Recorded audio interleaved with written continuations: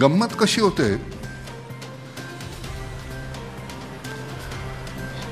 की ज्यावेळी तू सुरुवात केलीस इथे राजकारणी म्हणून,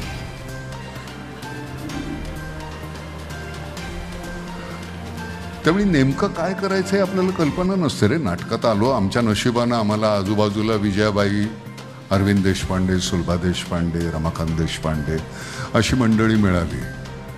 त्यामुळे तिथे काम करत असताना आम्हाला काहीच माहिती नसतं. आम्ही आपलं त्यांचं बोट धरून चालायला लागलो. कुठल्या तरी नकळत्या क्षणी त्यांनी त्यांचं बोट काढून घेतलं. आम्हाला माहिती नाही आम्ही कधी चालायला लागलो. पण ही फार मोठी दिग्गज मंडळी होती.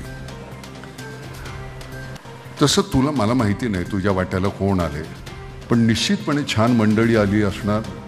वडील होते, त्यांचे संस्कार होते.